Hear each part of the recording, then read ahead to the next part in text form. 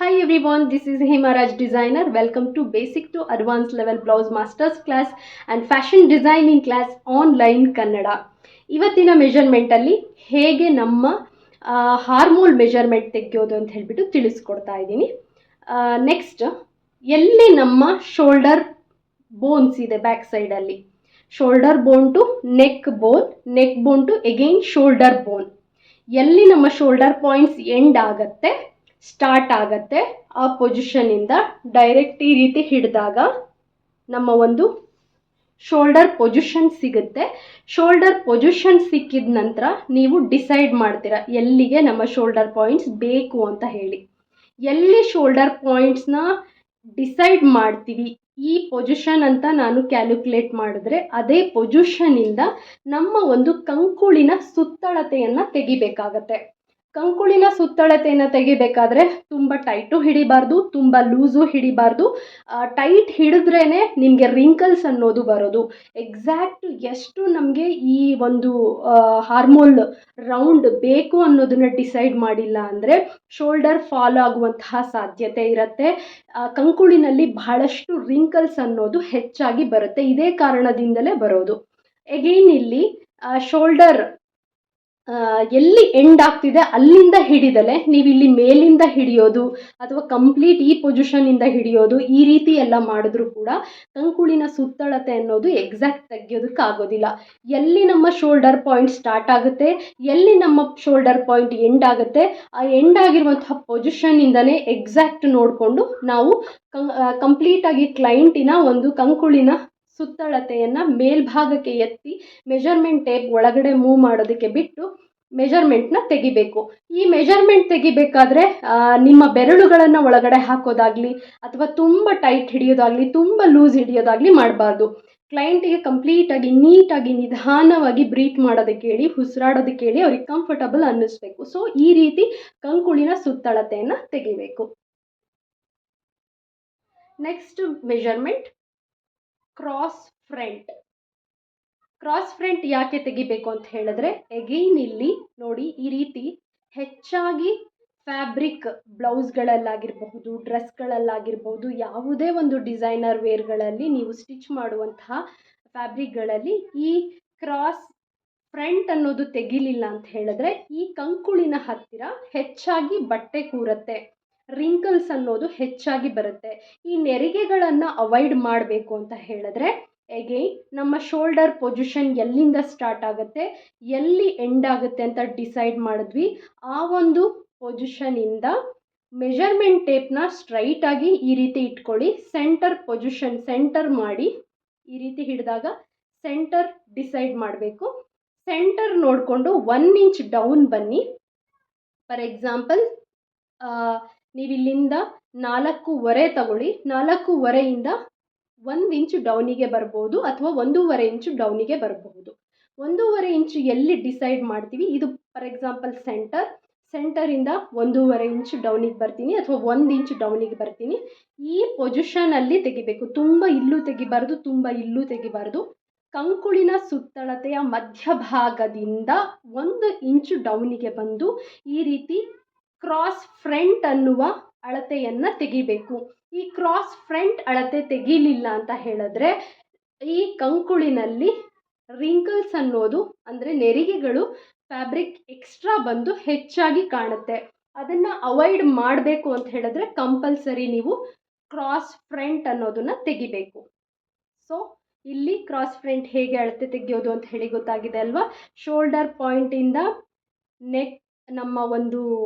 Shoulder ಪಾಯಿಂಟಿಂದ ನಮ್ಮ ಕಂಕುಳಿನ ಸುತ್ತಳತೆಯನ್ನು ಅಳತೆ ಮಾಡುವ ಸೆಂಟರ್ ಪೊಸಿಷನ್ ನೋಡ್ಕೊಳ್ಳಿ. ಸೆಂಟರಿಂದ 1 ಇಂಚ್ ಅಥವಾ 1.5 ಇಂಚು ಡೌನಿಗೆ ಬನ್ನಿ. ಕ್ರಾಸ್ ಫ್ರಂಟ್ ಅನ್ನೋದನ್ನು ತೆಗೀರಿ. ಈ ರೀತಿ ಬಟ್ಟೆಗಳು ಹಾಕಿದಾಗ ಕನ್ಫ್ಯೂಸ್ ಆಗ್ಬೋದು. ಅದರಿಂದನೇ ನಾನು ಹೇಳೋದು ಎಕ್ಸಾಕ್ಟ್ ಟಿ ಶರ್ಟ್ಸ್ ಆಗಿರ್ಬೋದು, ಎಕ್ಸಾಕ್ಟ್ ಮೆಜರ್ಮೆಂಟ್ ಇರುವಂತಹ ಬಟ್ಟೆಗಳನ್ನು ಧರಿಸಿ ಅವ್ರು ಬರೋದಕ್ಕೆ ರೆಫರ್ ಮಾಡಿ. ಆವಾಗ ನಿಮಗೂ ಮೆಜರ್ಮೆಂಟ್ ತೆಗೆಯೋದಕ್ಕೆ ಈಸಿ ಅನಿಸುತ್ತೆ. ಸೊ ನೆಕ್ಸ್ಟ್ ಮೆಜರ್ಮೆಂಟ್ ಎಲ್ಲಿ ನಮ್ಮ ಶೋಲ್ಡರ್ ಪಾಯಿಂಟ್ ಸ್ಟಾರ್ಟ್ ಆಯಿತು ಅಲ್ಲಿಂದ 2 ಇಂಚು ಒಳಗಡೆನೆ ಮೆಜರ್ಮೆಂಟ್ ಟೇಪ್ ಹಿಡ್ಕೊಳ್ಳಿ. ಮುಂಭಾಗದ ನೆಕ್ಕಿನ ಉದ್ದವನ್ನು ಡಿಸೈಡ್ ಮಾಡ್ಬೋದು. ನೆಕ್ಕಿನ ಉದ್ದವನ್ನು ಕೂಡ ನೀವಿಲ್ಲೇನೆ ಚೆಕ್ ಮಾಡಬಹುದು. ಎಗೈನ್ ನೆಕ್ಕಿನ ಉದ್ದದ ನಂತರ ನೆಕ್ಕಿನ ಅಗಲ ಬೇಕು ಅಂತ ಹೇಳಿದ್ರು ಕೂಡ ನಮ್ಮ ನೆಕ್ ಪೊಸಿಷನ್ ಎಲ್ಲಿ ಸ್ಟಾರ್ಟ್ ಆಗ್ತಾ ಇದೆ ಅಲ್ಲಿಂದ ಈ ರೀತಿ ಹಿಡಿದು ಸ್ಟ್ರೈಟಾಗಿ ಹಿಡಿಬೇಕು. ಎಷ್ಟು ಬೇಕು ಅನ್ನೋದನ್ನು ನೆಕ್ಕಿನ ಅಗಲವನ್ನು ಕೂಡ ನೀವು ಈ ರೀತಿ ಡಿಸೈಡ್ ಮಾಡಬಹುದು. ಈಗ ಫಾರ್ ಎಕ್ಸಾಂಪಲ್ ನನಗೆ 3 ಇಂಚಿಂದ ನೆಕ್ಕಿನ ಅಗಲ ಸ್ಟಾರ್ಟ್ ಆಗುತ್ತೆ. ಮೇಲ್ಭಾಗದ ಎದೆಯ ಸುತ್ತಳತೆ 12ನೇ ಒಂದು ಭಾಗ ಮಾಡಿದಾಗ ಎಷ್ಟು ಉತ್ತರ ಬರ್ತಿದೆ ಅಲ್ಲಿಂದ ನೀವು ಸ್ವಲ್ಪ ಹೈ ನೆಕ್ಕಿಗೆ 1ರಿಂದ 1.5 ಇಂಚ್ವರೆಗೂ ಲೂಸಿಂಗ್ ಅನ್ನೋದನ್ನು ಇಲ್ಲಿ ಕೊಟ್ಕೋಬಹುದು. ಪ್ರೀವಿಯಸ್ ಕ್ಲಾಸ್ಗಳಲ್ಲಿ ಕೇಳ್ತಾ ಇದ್ರಿ, ಮೇಡಮ್ ಯಾಕೆ ನೆಕ್ಕಿನ ಒಂದು ಸುತ್ತಳತೆ ಏನಿದೆ ಬಹಳ ಟೈಟ್ ಬರ್ತಾ ಇದೆ ಅಂತ ಹೇಳಿಬಿಟ್ಟು ಕಂಪ್ಲೇಂಟ್ಸ್ ಮಾಡಿದ್ರಿ ಅಲ್ವಾ. ಒಂದು ಬ್ಲೌಸು ನಾನು ಸ್ಟಿಚಿಂಗ್ ಕಟಿಂಗ್ ಮಾಡಿ ತೋರಿಸ್ದೆ, ಬಹಳಷ್ಟು ಡೌಟ್ಸ್ ಬಂತು, ಬಹಳಷ್ಟು ಕ್ವಶನ್ಸ್ಗಳನ್ನು ನೀವು ಕೇಳಿದ್ರಿ. ಸೊ ಅದನ್ನು ನಾನಿಲ್ಲಿ ಕ್ಲಿಯರ್ ಮಾಡ್ತಾ ಇದ್ದೀನಿ. ಯಾಕೆ ಬಂದಿದ್ದು, ನಮ್ಮ ನೆಕ್ಕಿನ ಅಗಲ ಎಲ್ಲಿಂದ ಸ್ಟಾರ್ಟ್ ಆಗುತ್ತೆ, ಸ್ಟಿಚ್ಚಿಂಗ್ ಆದ ನಂತರ 1/2 ಇಂಚು ಶೋಲ್ಡರ್ ಕಡೆಗೆ ಹೋಗುತ್ತೆ. ಅದನ್ನು ಕೆಲವರು ಮಿಸ್ಟೇಕ್ ಮಾಡಿದ್ರಿ. ಎಗೈನ್ ಇಲ್ಲಿ ಬೇಕು ಅಂತ ಹೇಳಿದ್ರೆ 1ರಿಂದ 1.5 ಇಂಚಷ್ಟು ಲೂಸಿಂಗ್ನ ಕೊಟ್ಕೋಬೋದು. ಈ ಲೂಸಿಂಗ್ ಕೊಟ್ಟ ತಕ್ಷಣ ನಮಗಿಲ್ಲಿ ಏನೂ ಪ್ರಾಬ್ಲಮ್ ಆಗೋದಿಲ್ಲ. ಯಾಕೆಂದರೆ ಇದು ನೆಕ್ ಏನಿದೆ ಇಲ್ಲಿಂದ ಸ್ಟಾರ್ಟ್ ಆಗ್ತಾ ಇದೆ, ಡೀಪ್ ಇಲ್ಲ, ಅದರಿಂದ ಏನೂ ತೊಂದರೆ ಆಗೋದಿಲ್ಲ. ಸೊ ಇಷ್ಟು ಮೆಜರ್ಮೆಂಟ್ ಅರ್ಥ ಆಗಿದೆ ಅಲ್ವಾ. ನೆಕ್ಸ್ಟ್ ಮೆಜರ್ಮೆಂಟ್ಸ್ ನೆಕ್ಸ್ಟ್ ಕ್ಲಾಸಲ್ಲಿ ನೋಡೋಣ. ಸೊ ನೆಕ್ಸ್ಟ್ ಮೆಜರ್ಮೆಂಟ್ ನೋಡೋಣ. Front measurement. ನೆಕ್ಸ್ಟ್ ಮೆಜರ್ಮೆಂಟ್ ನಾನಿಲ್ಲಿ ನಿಮಗೆ ಗೊತ್ತಾಗಲಿ ಅನ್ನೋ ಒಂದು ರೀಸನಿಂದ ಬೇರೆ ಬೇರೆ ಕ್ಲೈಂಟ್ ಮೇಲೆ ಮೆಜರ್ಮೆಂಟ್ ತೆಗೆದು ತೋರಿಸ್ತಾ ಇದ್ದೀನಿ. ಇವರು ತುಂಬ ಸ್ಲಿಮ್ ಇದ್ದಾರೆ. ಸೊ ಇಲ್ಲಿ ಫ್ರಂಟ್ ಮೆಜರ್ಮೆಂಟಲ್ಲಿ ಎಲ್ಲಿ ಶೋಲ್ಡರ್ ಎಂಡ್ ಮಾಡಿದ್ವಿ ಅಂದರೆ ಶೋಲ್ಡರ್ಸ್ನ ಎಲ್ಲಿ ತಗೊಂಡಿದ್ದೀವಿ ನೋಡಬಹುದೀಗ. ಬ್ಯಾಕ್ ಸೈಡ್ ಶೋಲ್ಡರ್ ಎಲ್ಲಿ ಎಂಡ್ ಮಾಡಿದ್ದೀವಿ, ಇಲ್ಲಿ ಶೋಲ್ಡರ್ ಪಾಯಿಂಟಿಂದ ನೆಕ್ ಬೋನಿಂದ again shoulder point. So shoulder points ಎಲ್ಲಿ ಬರ್ತಾ ಇದೆ, ಈ ಪೊಸಿಷನಲ್ಲಿ ಬರ್ತಾ ಇದೆ. ಸೊ ಈ ಪೊಸಿಷನ್ ಇವ್ರದ್ದು ಶೋಲ್ಡರ್ ಪಾಯಿಂಟ್ ಏನು ಹಾಕಿದ್ದಾರೆ, ಈ ಕುರ್ತಾ ಏನಿದೆ ಕರೆಕ್ಟ್ ಇದೆ. ಇಲ್ಲಿಂದಾನೆ ನಮ್ಮ ಕಂಕುಳಿನ ಸುತ್ತಳತೆಯನ್ನು ತೆಗಿಬೇಕು. ಕಂಕುಳಿನ ಸುತ್ತಳತೆ ತೆಗಿಬೇಕಾದ್ರೆ ಕ್ಲೈಂಟಿಗೆ ಹೇಳಿ ಫ್ರೀಯಾಗಿ ಈ ರೀತಿ ಹ್ಯಾಂಡ್ಸ್ನ ಮೇಲೆತ್ತಬೇಕು. ಎತ್ತಿದ ನಂತರ ಇಲ್ಲಿ ಬೆರಳುಗಳನ್ನು ಹಾಕೋದು ಆ ರೀತಿ ಎಲ್ಲ ಏನೂ ಮಾಡಬಾರ್ದು. ಡೌನಿಗೆ ಇಳಿಸಿ ಮೆಜರ್ಮೆಂಟ್ ಟೇಪ್ ಒಳಗಡೆ ಹೋಗಿರುತ್ತೆ ನೀಟಾಗಿ. ನಂತರ ನಾವೇನು ಮಾಡಬೇಕು ಅಂತ ಹೇಳಿದ್ರೆ ಈ ರೀತಿ ಕಂಪ್ಲೀಟಾಗಿ ಕಂಕುಳಿನ ಸುತ್ತಳತೆಯನ್ನು ತೆಗಿಬೇಕು. ತುಂಬ ಟೈಟು ತೆಗಿಬಾರ್ದು, ತುಂಬ ಲೂಸು ತೆಗಿಬಾರ್ದು, ಕಂಫರ್ಟ್ ಝೋನಲ್ಲಿ ತೆಗಿಬೇಕು. ಸೊ ಈ ಕ್ಲೈಂಟಿನ ಮೆಜರ್ಮೆಂಟ್ ಬಂದು 16 ಬರ್ತಾ ಇದೆ, ನೋಡ್ತಾ ಇರ್ಬೋದು 16 ಬರ್ತಾ ಇದೆ. ಒಂದೊಂದು ಸಲ ಕ್ಲೈಂಟಿನ ಕಂಕುಳಿನ ಸುತ್ತಳತೆ ಏನಿರುತ್ತೆ, ರೈಟ್ ಸೈಡ್ ಸಣ್ಣ ಇದ್ದರೆ ಲೆಫ್ಟ್ ಸೈಡು ದಪ್ಪ ಇರಬಹುದು, ಲೆಫ್ಟ್ ಸೈಡ್ ದಪ್ಪ ಇದ್ದರೆ ರೈಟ್ ಸೈಡ್ ದಪ್ಪ ಇರ್ಬೋದು, ವೇರಿಯೇಷನ್ ಇರುತ್ತೆ. ರೈಟ್ ಸೈಡು ತೆಗಿಬೇಕು, ಲೆಫ್ಟ್ ಸೈಡು ತೆಗಿಬೇಕು. ಒಬ್ಬೊಬ್ರದ್ದು ಕ್ಲೈಂಟ್ ಮೆಜರ್ಮೆಂಟ್ ಮಾತ್ರ ಕಂಕುಳಿನ ಸುತ್ತಳತೆ ಅಂದರೆ ಹಾರ್ಮೋಲ್ ಮೆಜರ್ಮೆಂಟ್ ಏನಿರುತ್ತೆ ಸೇಮ್ ಇರುತ್ತೆ ಎರಡೂ ಸೈಡ್. ಅಥವಾ ನೀವು ಒಂದು ಸೈಡ್ ಪರ್ಟಿಕ್ಯುಲರ್ ಆಗಿ ತೆಗಿಬೇಕು, ದಪ್ಪ ಇದ್ದಾರೆ ಅಂತ ಹೇಳಿದ್ರೆ ಇನ್ನೊಂದು ಸೈಡ್ ಪರ್ಟಿಕ್ಯುಲರ್ ಆಗಿ ತೆಗಿಬೇಕು. ಇಲ್ಲಿ 16 ಇದೆ. ಹೀಗೇನು ಇಲ್ಲಿ ಕಂಕುಳಿನ ಸುತ್ತಳತೆಯನ್ನು ತೆಗಿತಾ ಇದ್ದೀನಿ. ಸೇಮ್ ಪ್ರೊಸೀಜರ್ನ ಫಾಲೋ ಮಾಡಿ. ಸ್ವಲ್ಪ ಕೈ ಎತ್ತಕ್ಕೆ ಬಿಡಿ, ಒಳಗಡೆ ಮೆಜರ್ಮೆಂಟ್ ನೀಟಾಗಿ ಹಾಕಿ ಮೆಜರ್ಮೆಂಟ್ ಟೇಪ್ನ, ನಂತರ ಈ ರೀತಿ ಫ್ರೀಯಾಗಿ ಬಿಡಿ. 16 ಇದೆ. ಬಟ್ ಎಲ್ಲ ಕ್ಲೈಂಟ್ ಮೆಜರ್ಮೆಂಟು ಇದೇ ರೀತಿ ಇರೋದಿಲ್ಲ. ಒಬ್ಬೊಬ್ಬರು ಮೆಜರ್ಮೆಂಟ್ ಒಂದೊಂದು ಥರ ಇರುತ್ತೆ. ಪ್ರೀವಿಯಸ್ ಕ್ಲಾಸಲ್ಲಿ ನಾನು ಹೇಳಿದಾಗೆ ಒಂದು ವೇಳೆ ಜಾಸ್ತಿ ಇತ್ತು ಅಂತ ಹೇಳಿದ್ರೆ ಯಾವ ಕಂಕುಳಿನ ಸುತ್ತಳತೆ ಜಾಸ್ತಿ ಇದೆ ಅದನ್ನು ನೀವು ತೆಗಿಬೇಕಾಗತ್ತೆ. ಸೊ ಇಲ್ಲಿ ಹಾರ್ಮೋಲ್ ಮೆಜರ್ಮೆಂಟ್ ಹೇಗೆ ತೆಗೆದ್ವಿ ನಾವು, ಶೋಲ್ಡರ್ ಪಾಯಿಂಟ್ಸ್ ಎಲ್ಲಿ ಎಂಡ್ ಆಗ್ತಾ ಇದೆ ಅಲ್ಲಿಂದ ನಮ್ಮ ಒಂದು ಕಂಕುಳಿನ ಸುತ್ತಳತೆಯನ್ನು ತೆಗಿಬೇಕು. ಕಂಕುಳಿನ ಸುತ್ತಳತೆ ತೆಗಿಬೇಕಾದ್ರೆ ಯಾವುದೇ ರೀತಿ ಮೆಜರ್ಮೆಂಟ್ ಟೇಪಲ್ಲಿ ಹ್ಯಾಂಡ್ಸ್ನ ಫಿಂಗರ್ ಒಳಗಡೆ ಹಾಕೋದಾಗಲಿ ಆ ರೀತಿ ಎಲ್ಲ ಮಾಡಬಾರ್ದು. ಕಂಕುಳಿನ ಸುತ್ತಳತೆಯನ್ನು ಮಾತ್ರ ತೆಗಿಬೇಕು.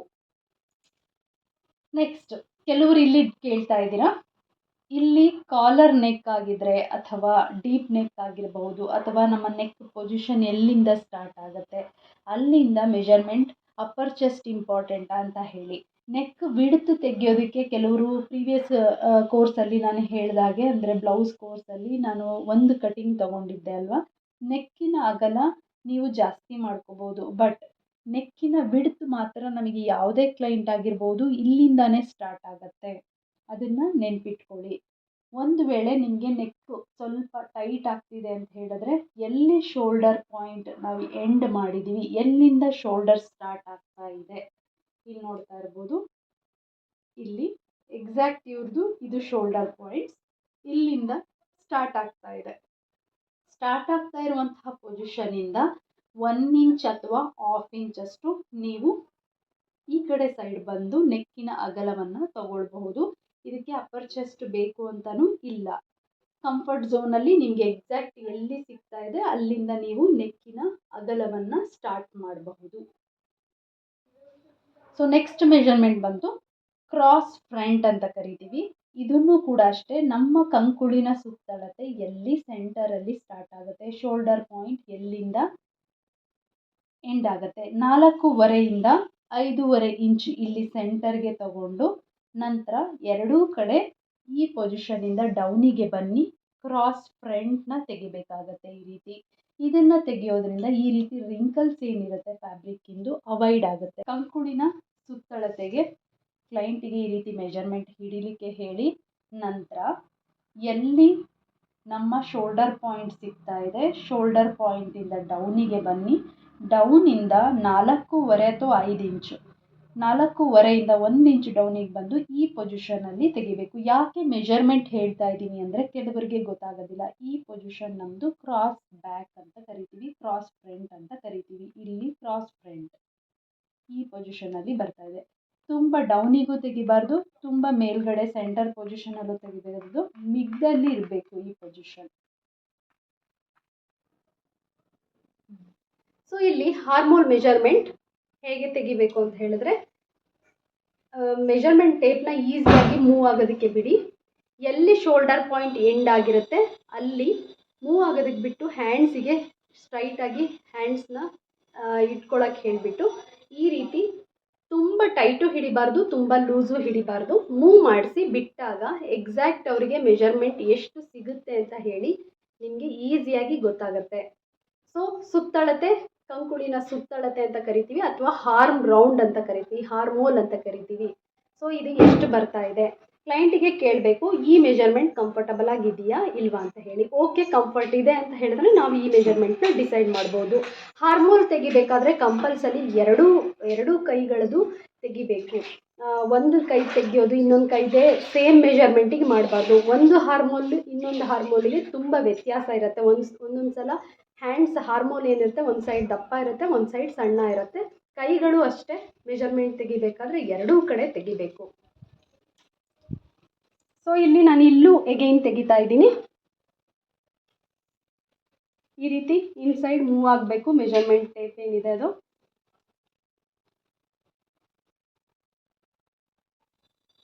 ಇಲ್ಲಿ ನೋಡಿ ಆ ಕಡೆ 15 ಬರ್ತಾ ಇದೆ, ಇಲ್ಲಿ 15.5 ಬರ್ತಾ ಇದೆ.